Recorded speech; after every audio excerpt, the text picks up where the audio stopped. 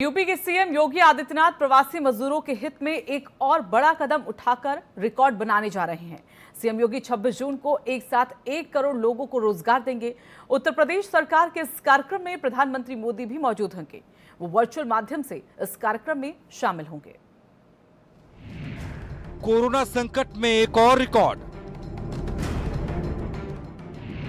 PM की मौजूदगी में सीएम योगी की सौगात। देंगे 1 करोड़ लोगों को रोजगार। प्रवासी श्रमिकों की सरकार ने कराई स्किल मैपिंग।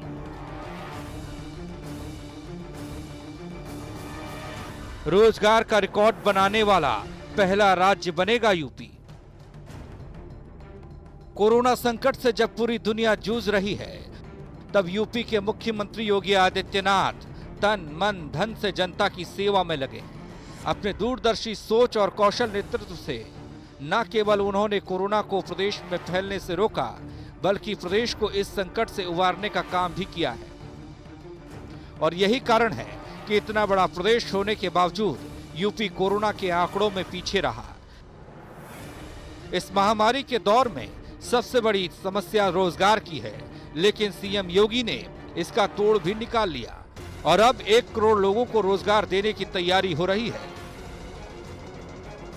प्रवासी श्रमिकों की वापसी और कोरोना संकट के बीच मुख्यमंत्री योगी आदित्यनाथ ने अधिकारियों को रोजगार और पुनर्वास की तैयारी के निर्देश दिए, जिसके बाद कई कंपनियों ने सरकार के डेटा बैंक से स्किल्ड श्रमिकों की मांग की। अब 26 जून यानी शुक्रवार को प्रदेश के करीब 1 करोड़ लोगों के हाथों में रोजगार देकर योगी एक नया कीर्तिमान स्थापित करने जा रहे हैं। क्या है मुख्यमंत्री योगी की तैयारी? प्रदेश सरकार ने प्रधानमंत्री गरीब कल्याण रोजगार अभियान के अंतर्गत अकेले मनरेगा योजना के तहत गोड्डा, बलरामपुर सहित 31 जिलों के लिए करीब 900 करोड़ रुपए की कार्य योजना तैयार की है। अभियान के पहले दिन एक साथ करीब 1 करोड़ लोगों को एक साथ रोजगार देने की तैयारी है। यह अभियान 125 दिनों तक चलेगा। इससे स्थानीय स्तर पर करीब 60,000 परिसंपत्तियों का निर्माण होगा और 873.87 करोड़ रुपए खर्च होने का अनुमान है। अगले 4 महीने में सरकार मनरेगा के अंतर्गत करीब 4,800 करोड़ रुपए खर्च कर लोगों को रोजगार के अवसर उपलब्ध कराने की तैयारी कर रही है। इस कार्यक्रम में प्रधानमंत्री नरेंद्र मोदी भी वीडियो कॉन्फ्रेंसिंग के जरिए जुड़ेंगे और जिलों के लोगों से बातचीत करेंगे। प्रदेश में स्किल मैपिंग का डेटा तैयार होने के साथ ही मजदूरों को एमएसएमई उद्योगों और कंपनियों में भी बड़े स्तर पर रोजगार के अवसर दिए जा सकते हैं। ऐसे में कोरोना संकट के समय में इतनी बड़ी संख्या में लोगों को रोजगार देने पर उत्तर प्रदेश एक नया रिकॉर्ड बना सकता है। इसके अलावा प्रवासी मजदूरों को रोजगार से जोड़ने के लिए प्रदेश सरकार गारमेंट सेक्टर में अगले 5 सालों में 20,000 करोड़ रुपए का निवेश करने की योजना बना रही है, जिससे 20 लाख रोजगार के सृजन की संभावना है। जाहिर है प्रधानमंत्री मोदी का सहयोग और उत्तर प्रदेश के मुख्यमंत्री योगी की कार्यकुशलता से प्रदेश का रोजगार संकट बहुत हद तक दूर होने की संभावना है। योगी का सपना यूं ही साकार होता रहा तो वो दिन दूर नहीं जब उत्तर प्रदेश खुशहाल प्रदेश के नाम से जाना जाने लगेगा। Bureau report, Uttar Pradesh, Uttarakhand.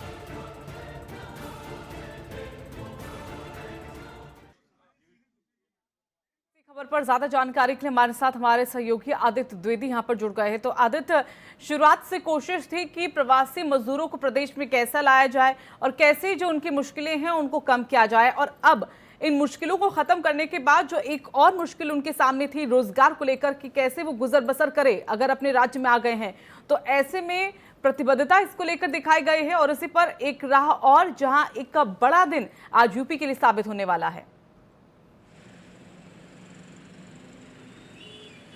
जी हाँ ऋतु, आज का शुक्रवार बेहद खास है, जो कि उत्तर प्रदेश के इतिहास के पन्ने में दर्ज किया जाएगा।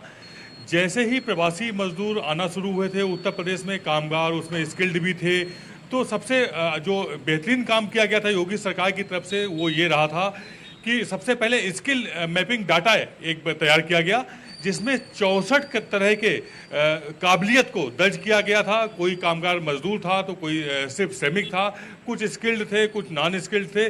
उनकी क्षमताओं को जब आंका गया तो 64 तरह की काबिलियत के लोग सामने आए।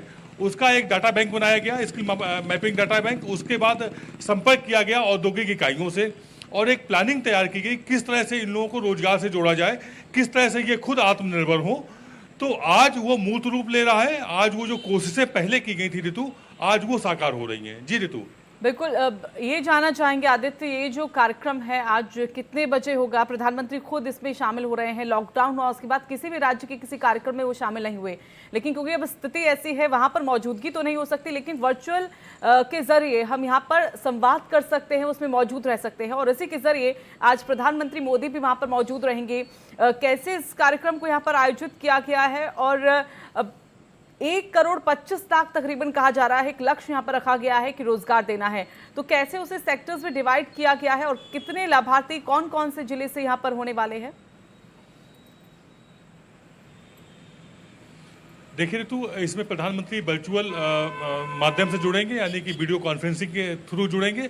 मुख्यमंत्री भी वीडियो कॉन्फ्रेंसिंग के माध्यम से ही जुड़ेंगे और साथ ही वो महत्वपूर्ण विभाग जिन्होंने बहुत अच्छा रोल प्ले किया है, जिन्होंने पूरी तैयारी में अपनी सहभागिता दी है, जिसमें औद्योगिक विकास मंत्रालय है, एमएसएमई मंत्रालय है, इसके अलावा श्रम मंत्रालय है। 3 की भूमिका बहुत ही महत्वपूर्ण है। इसके साथ ही ग्राम विकास मंत्रालय भी इसमें जोड़ा गया है, जिसने पूरा डाटा तैयार करने का काम करने में सहयोग किया हुआ है। इसमें 3 कैटेगरी डिवाइड की गई हैं। एक तो केंद्र सरकार की आत्मनिर्भर निर्भर का आयोजन है, जिसके तहत रोजगार का एक बड़ा तैयारी की गई है।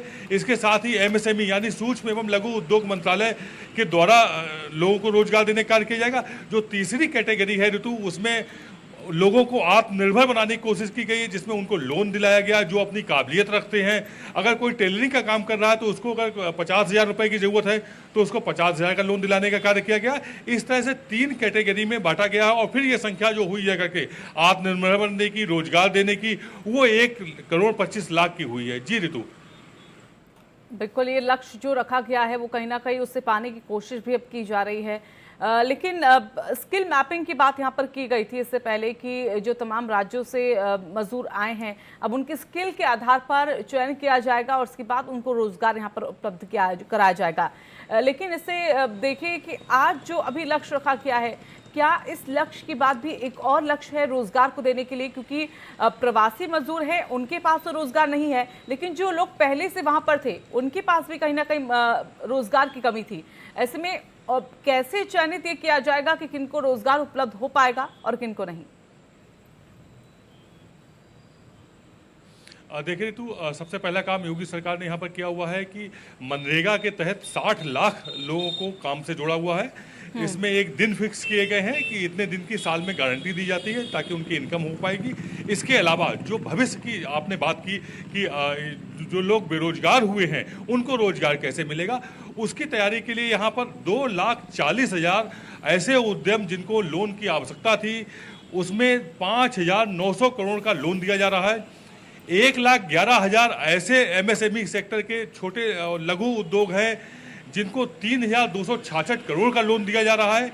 कुल मिलाकर अगर देखा जाए तो लगभग 3.5 लाख छोटे बड़े मझोले उद्यम को 9,000 करोड़ से अधिक का लोन दिया जा रहा है। तो जब ये कारगर होगा, जब ये क्रियाशील होगा, तो तय बात है कि जो लोग बेरोजगार हुए हैं उनको रोजगार भी मिलेगा।